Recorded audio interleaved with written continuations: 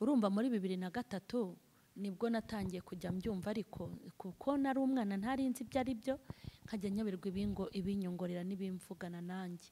Muri 2004 nari ndi muri korali naririmbagamo y'icyumba, ijwi rirambwira ngo bwira abantu bari hano ngo nje gusurinya, ngo nje gusurinya. Noneho ndavuga ni si ibi bintu Mana, gusurinya se ubu ni ibiki? Mpita nsohokana umwana umwe nzi ko yize, ndamubwira ngo umuntu arambwiye ngo nimbwira abantu bicaye ahanguje gusurinya, ko ngiye nahamagawe mvuga amagambo atoroshye, nuko Imana yamamagaye. Uwo muntu ndamubwira nti wansobanuriye ko numvise ijwi rimbwira ngo nje gusurinya, gusurinya ni ibiki?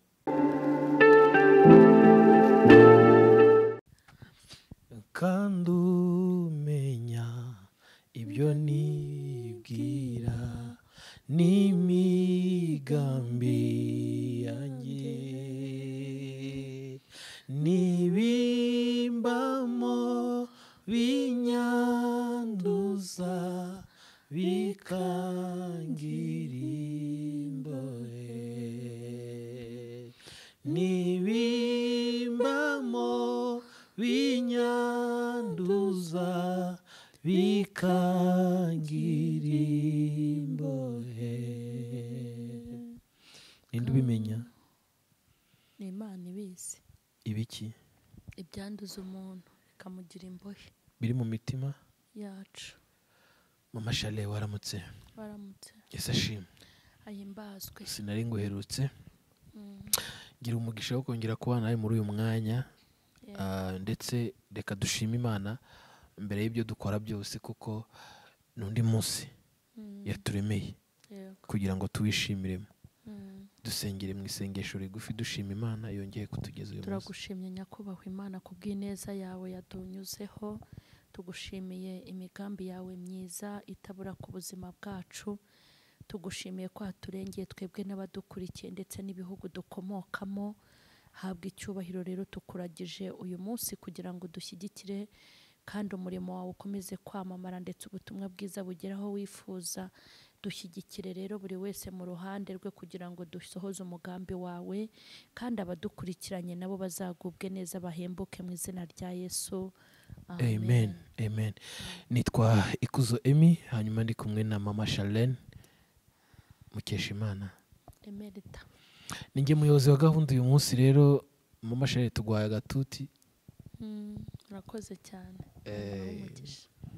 Iyo utasetse aba ari ikibazo gikomeye cyane.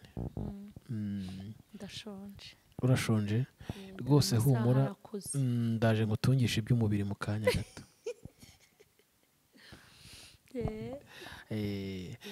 Reka twakire abantu bose bari mu iri teraniro ry'uyu munsi. Imana ibahe umugisha kuko mwitanze mukaza. Twakiriye abashyitsi bose mu iri teraniro. Yego, turabakiriye mu izina rya Yesu.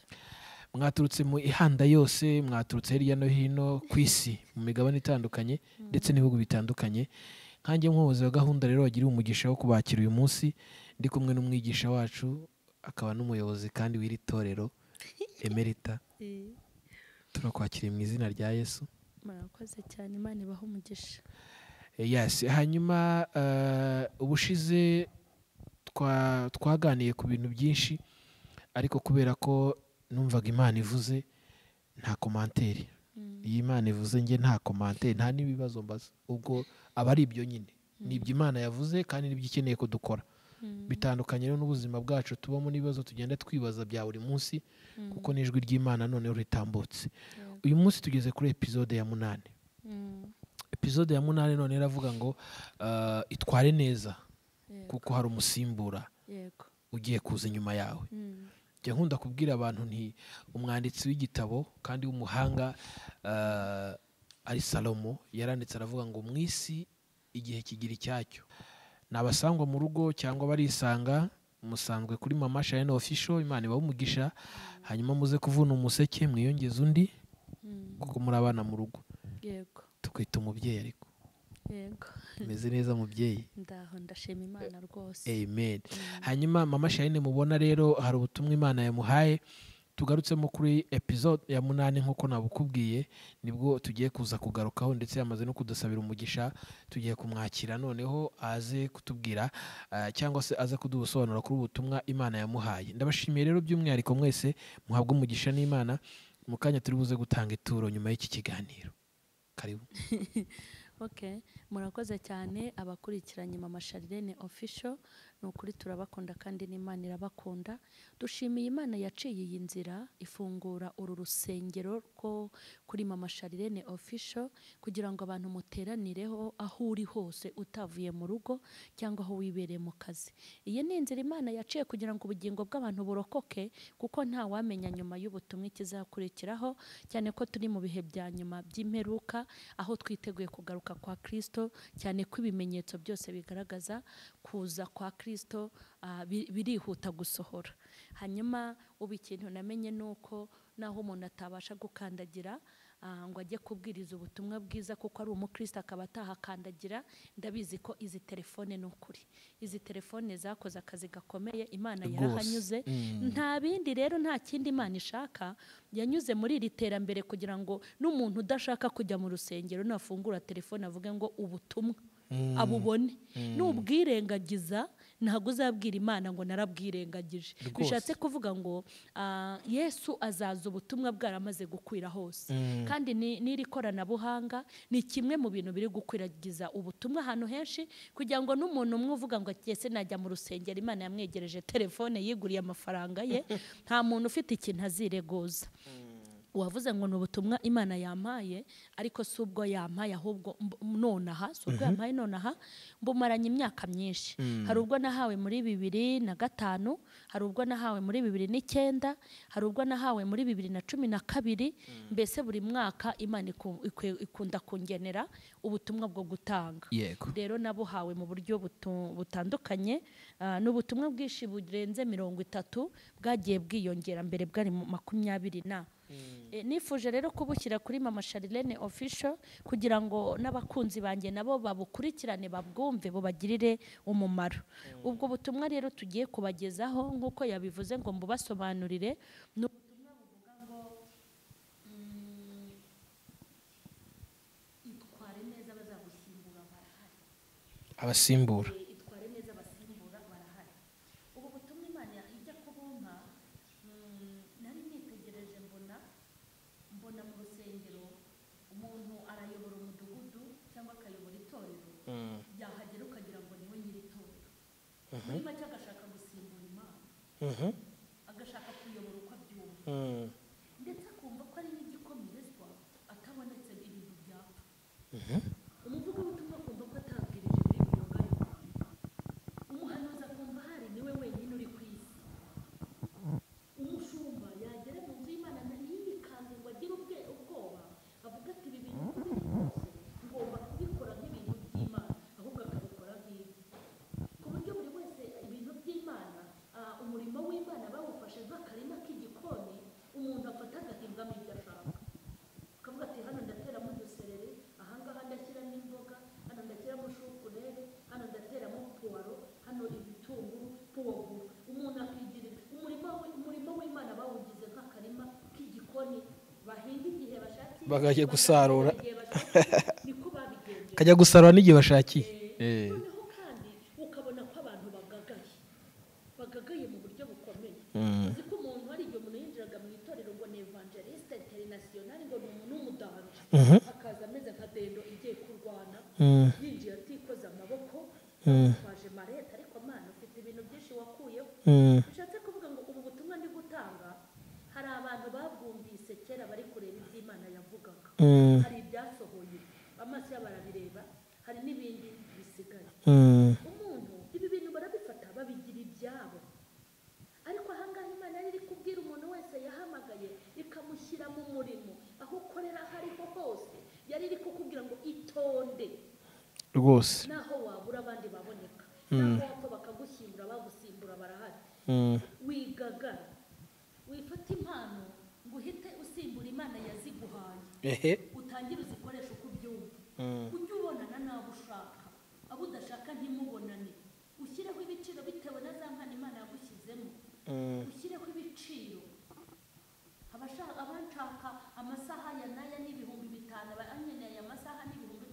utazi ushyireho amasaha y'abagushaka kubera impano Imana yashyize muri wowe kandi ijya kuguha ntiwaranguye.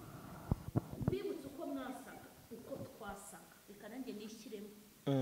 Ariko ubundi murabyibuka, Imana itaragukarabya, Imana itaragukesha, itaragutera nk'amaroti, itaraguha ijambo, itaragobotora ururimi rwawe, itaragusukaho umwuka wayo, ukiri mu mahembe y'iwanyu, ukiri muri za nyabingi z'iwanyu, muri ba badeshyi n'abacuraguzi, hamwe wavukiye hahandi mu mbetezi no mu bivuzi, hamwe so na sogokuru wawe bose bari abamanyura amazi, na mama wawe na bakuru bawe, Imana ikagukurura ikagukuramo. Tubyibuke. Wowe uragagara urinde, urashaka gusimbura Imana urinde. Tubyibuke. Abambaraga bodaboda zidasa, tubyibuke. Abambaraga amashati y'abagore babo, abambaraga ibikabutura by'abagabo babo, tubyibuke. Ariko tubyibuka abacanishaga kamambiri, abatekaga igikoma cy'ifu y'imyumbati, tugikurure tubyibuke. Mwebwe mwabaga mu manegeka mutaracya ngo mukarabe, Imana itaraduha agaciro, itaratugabira kera kwa kundi twasaga, hamwe tutari tuzwi no mu mudugudu no mu muryango batatuzi, hamwe twari isuzugurwa, turwaye imyate n'amaga, twarahindutse buzizi, tunukira abahisi n'abagenzi, ikora ryacu ryarajeho ubuki. Tubanze dukurura aho Imana yadukuye. Mbere y'uko uba umuhanuzi wari igiki, mbere y'uko uba internationali wari iki, mbere y'uko uba bishop wari iki, mbere y'uko uba pasiteri, mbere y'uko uba evangeliste wari iki, mbere yabo kurura aho Imana yagukuye, bigutere guca bugufi, ushyira ubwibone hasi, uzamurira Imana ya Isiraheli icyubahiro. Amen. Urakurura aho wari uri, nanjye ndibuka hanjye. Ubu se mpibagirwa? Oya. Mpibagirwe ngenda ukagira ngo ndi kuza. Kera naragendaga ukagira ngo ndimo kuza. Kubera ibibazo? Kubera uko nari muto. Ntiwatandukanyaga imbere n'inyuma. Iyo nagendaga wagira ngo ndi kuza. Ariko ubu ngubu iyo ndi kugenda uhita ubibona ko ndi kugenda. Kera tutaramenya gukanda ku rukuta. Ngo byake. N'umuntu tutazi aho bacanira itara. Tutazi gutandukanya citron na orange. Turi abaturezi. Utaramenya kugenda mu ndege, utaramenya kwicara Marriott, utaramenya kujya muri hoteli, yego, utaramenya twatundi twose, utaramenya kwigurira inkoko, bakwakira mu ivugabutumwa ukavuga uti ndarya n'ibirarane byose mbikuremo, yibikemo n'ibyejo n'ibyejo bundi, utahira ibiryo byo mu ivugabutumwa. Bakubaza fanta nk'uti iyo mubonye yose.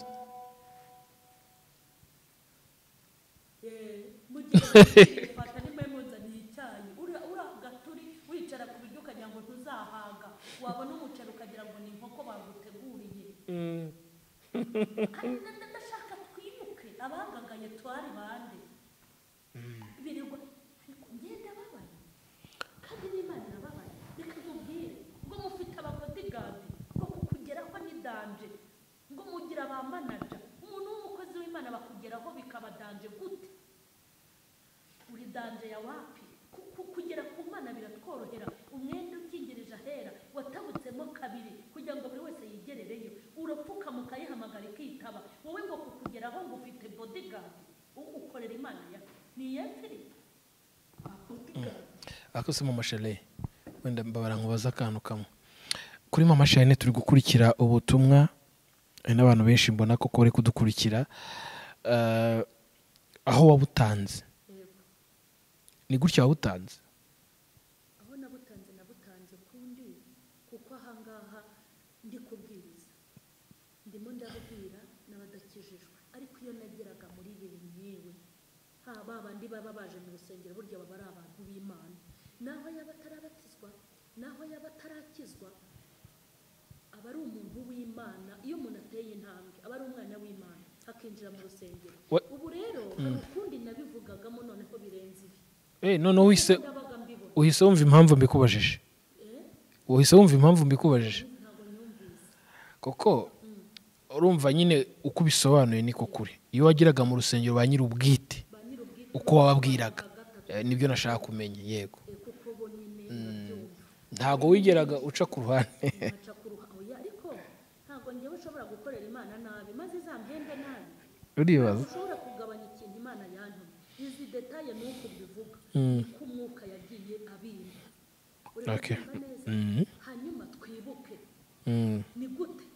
ni gute kugera kuri mama Charlene bigoye ngewe kumbona bishobora kukugora kukubera umwanya ariko kuvuga ngo ni ukubera ndi umusitare ngo manager wanjye ngo uzabanze umunyureho ngo uzabanze umuhamagare icyo cyamama reka babwire Imana ifite umubabaro umuntu rero Imana yamuhaga imuha impano agahita ashaka kuyisimbura niba ariyo kubwiriza agahita yumva yabwiriza ibye abantu baragenda baragagara ariko Imana yarantumye iravuga ngo ubambwirire ngo nibagende gake bitware neza mu murimo abasimbura baraje Imana yarambwiye ngo abasimbura reka nkubwire ninjye yahereye uziko yambwiye kugira ngo numve ijambo ryitwa abasimbura yarambwiye ngo ntubone urwego uriho kuko burya nubwo naraza kuri kamera ariko aho nari ndi muri iki gihugu nari nzwi mu midugudu mu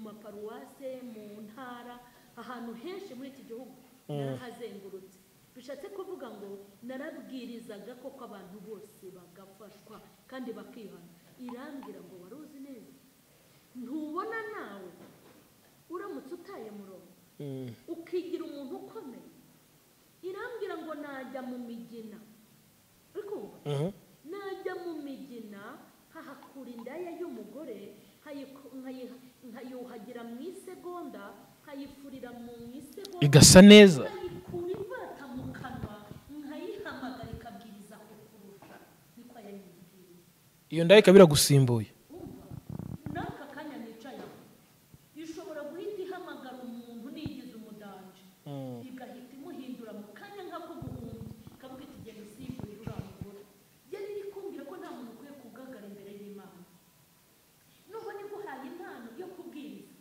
wishaka kuyisimbura numara kubwiriza ujye uhita umera nk'umukozi w'imburamumaro ariko siko abantu babigenjeje umuntu baramuha ngo yoborera itorero agahita yumva yasimbuye Imana bamubwira ngo yobora iki cyumba cy'amasengesho agahita yumva yayizunguye bamubwira ngo diyakona yaterura igiturisho akagira ngo ni igitabo atwaje Imana yakwigisha igiterane abantu bakihana akagira ngo ni amagambo yarazwe na sekuru muri makeya abantu bafashe ibintu by'Imana babikora uko babyumva baragagara barabyimba aho umuntu agera mu iteraniro ati nahageze basinziriye bose iteraniro ryose ryasinziriye mpagurutse bose barakanguka se wabakanguje iki nimba uzi gukangura wakanguye bashiki bawe badakijije uri umugabo gukangura wajya mu muryango wawe ukajya kureba bishwe n'imbetezi ukabahagakiza bishatse kuvuga ngo za mbaraga zagukoresheje mu giterane za mbaraga zagukoresheje mu materaniro ntabwo ari izo sogokuru wawe yagize kugagara ngo werekane ko igiterane ari we wagize gute wakinyeganyije umuntu yasengera umuntu yabatizwa uriya ninjye wamubyaje ubutumwa uriya nk'ubu ngubu uzi ko hari abantu bavuga ngo nibo bambyaje ubutumwa ntimukabeshye wabumbyarije hehe uri kumva mama Charlene ni umwana wanjye naramureze wanderaga gute se utarangereraga iwanjye ibyo bintu mwagiye mureka kubeshya ko Imana ifite ubushobozi bwo kwihamagarira mu mbaraga zayo muri make ntabwo Imana ishaka ko abantu bakora ibintu uko babyumva ntabwo ishaka ko nza kuri kamera ngo mbwirize ibyo nshaka ntabwo ishaka ko umuntu afata itorero ngo ayobore uko abyumva ntabwo Imana ishaka ko abantu bahindagura uzi ukuntu abantu bari guhindagura amategeko ibi ngibi ntibyemewe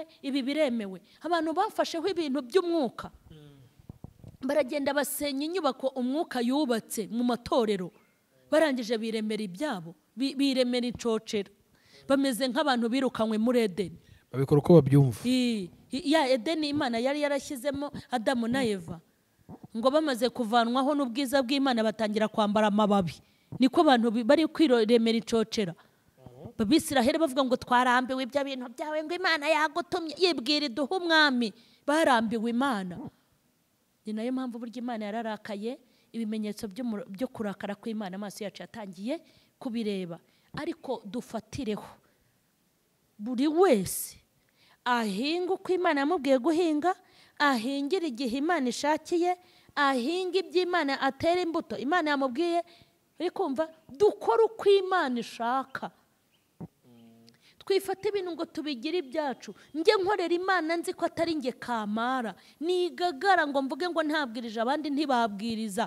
Rero ngo igihe Imana namenyeye ko ndi umuhanuzi, urumva muri 2003 nibwo natangiye kujya mbyumva, ariko kuko nari umwana ntari nzi ibyo ari byo, nkajya nyoberwa ibinyongorera n'ibimvugana nanjye. Muri 2004 nari ndi muri korari naririmbagamo y'icyumba, ijwi rirambwira ngo bwira abantu bari hano ngo nje gusurinya, ngo nje gusurinya. Noneho ndavuga ni si ibi bintu Mana, gusurinya se ubu ni ibiki? Mpita nsohokana umwana umwe nzi ko yize, ndamubwira ngo umuntu arambwiye ngo nimbwire abantu bicaye ahanguje gusurinya, ko ngiye nahamagawe imvuga amagambo atoroshye, nuko Imana yamamagaye. Uwo muntu ndamubwira nti wansobanuriye ko numvise ijwi rimbwira ngo nje gusurinya. Gusurinya ni ibiki? Ngo ni ugucamo umurongo. Ibimbwira numvaga ari abantu bakora ibyaha bari mwaho, ije gucamo umurongo. Irambwira ngo ubabwire ngo nimba acamo umurongo nzaba mbabwiye ngo mbyaranye n'ababo, ntaho nzongera guhurira namwe. Ni abantu barimo bakora ibyaha by'ubusambanyi muri korari. Ndabibabwira iyo message kuko nese numva mwari ukubacamwe umurongo. Nta maturo muzatanga ngo ndebe, nta masengesho yanyu nzongera kumva, narabinginze murananira, nje kubasurinya. Ibyo bivaho. Ndi muri groupe ndi gusengana n'abandi bantu, njye ko nambona ku gikuta hiyanditsemo amagambo, ndanayasoma ariko kuyasobanura birananira. Ndareba gutya route na nubuzi ko nyibuka route laibolote, nuko nabyumvise route laibolote. Noneho mbwira umuntu inise ko numvise nasomye ibintu hariya ku gikuta amagambo avuga ngo route laibolote ni igiki. Arambwira ngo izo ndimi ziravanze. Noneho ni nabwo nari ngiye kuzura umwuka wera, Imana yatangiye kunyereka muri ubwo buryo. Noneho igenda ivugana nanjye ibintu imbwiye ngo vuga muri korari, ibintu imbwiye ngo vuga muri groupe, ibintu imbwiye by'ubuzima bwanjye, iby'imbwiye by'urugo rwanjye nkajya mbibona. Hanyuma rero no kugenda mbaza n'abantu bakuru bagenda bambwira ngo ni Imana iri kukuganiriza. Niho nahise menya ko nkorana n'Imana. Noneho hakabubwa intuma ku mudugudu, ugenda kuri uyu mudugudu ahantu hitwa ngo iki uhabaririze, nuhagera abaho bambwirire gutya. Nahagera nkababwira ngo Imana yantumye, bakankandika kandiko.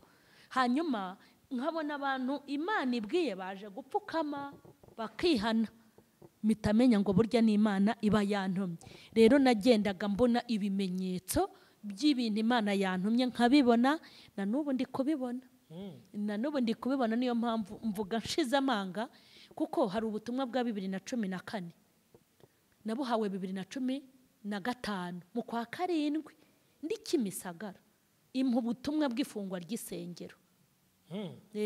Imbwira ngo nzazifunga, ngo nzazisenya, ngiye mbwiraga kuzisenya, ngo nzazisenya nsigaze nke, ngo ariko izo nzasiga ngo nzakorana n'abakozi banjye, ngo nzashyira imbaraga mu biganza byabo. Izo sengero Imana yambwiraga gufunga, yambwiye ngo ni insengero z'ubucuruzi, ngo ni butike church. Igihe rero leta yafungaga isengero, bavuga yuko bagomba gukora isuku, abantu bakajya bavuga ngo iyi leta nayo ngo irakabije. Ngewe nahise menya ko Uwiteka yabimbwiye, biri muri agenda yanjye ishaje ya 2015, biri hariya. Rero nagiye mbibona ibintu byinshi Imana yambwiye ivuga ngo ije gukubura no gukoropa no kunyuguza mu itorero. Nagiye mbibona ukuntu igiye guhagurukira insengero, nagiye mbibona. Iyi jambo ryose Imana imbwenda ryubaha kuko namenye ko nkorana nayo. Mama Charlene akorana n'Imana. Iyi ari episode ya 7 ya 8 y'umunane ku butumwa Imana yamuhaye. Mwitware neza aho muri aho ngaho kuko hari abasimbura baje kubasimbura. Mama Charlene, Imana iguhe umugisha kandi Imana ikugire neza. Mbere ko musezerera, iyo tugeze muri ibi bihe by'uko Imana ivuze, ndavuga nti renzaho isengesho rikomeza abantu b'Imana kugira ngo babashe kurindira aho bari bategereza Imana. Karibu. Waravuze ngo abera bo mu isi nizo fura wishimira, waravuze ngo itorero nubwo rigambanirwa na Satani ariko abera bo mu isi bahora bari maso babwira Imana ngo izirirengere. Nanjye ndasenze ntakiye Uwiteka, Imana ifite ubuzima n'imigambi myiza kubo yaremye, nguhamagaye aka kanya mu mbaraga no mu bushobozi ubitse kugira ngo ugere kuri buri wese urebwa n'iki kibazo. Ntiwemere abantu bawe baheranwa na Satani, ntiwemere abantu bawe mwami badasohoza umugambi wawe mwiza. Tanga imbabazi kuburega, tanga imbabazi kubo bireba, tanga imbabazi kubahenebereye, tanga imbabazi kubakwicira umurimo, kubabikora uko babyumva, kubafite ubwibone mu murimo, bababarire Mana. Tanga imbaraga mu itorero no mu matorero, tanga imbaraga mu bashumba no mu bapasiteri, tanga imbaraga kuri ba apotre ndetse na ba bishopu, tanga imbaraga ku bahanuzi n'abaririmbyi n'abavuga butumwa. Mana, imbabazi zawe zigere kuri buri wese kandi umusaruro w'icyo wifuza nubeho. Mwami, komeza uturinde, uturindane n'itorero, komeza uturinde, uturindane n'igihugu, komeza ugirire neza abantu bawe. Cyubahiro n'ikibi cyawe ni mu izina rya Yesu. Amen, amen. Mwese Imana ibahe umugisha aho muri hirya no hino ku isi mu bihugu bitandukanye. Imana ibagiriye neza kandi mwakoze cyane kubw'uyu mwanya. Nababwiye ngo nitujya gusoza turatanga ituro, hanyuma iki kiganiro jya hasi ukoresheya, hanyuma ucyohereze mushuti wawe cyangwa se umuntu mu muryango wawe cyangwa se wo mu itorero cyangwa se muri groupe ubarizwamo. Imana umugisha. Nge nari Kuzo Emi, nari kumwe na mama Charlene Emerita. Amen. Mukesha Imana. Akoze cyane. Yego. Abantu badukurikiye hari ijambo ryo ukunda kubabwira, mukarorere gutanga ibyiza mu bifite. Icyo nshaka kubabwira ni ukubashimira. Ngo yabivuge wasetse. Ndashaka kumubwira ko mbakunda. Wow. I love you so much. Wow.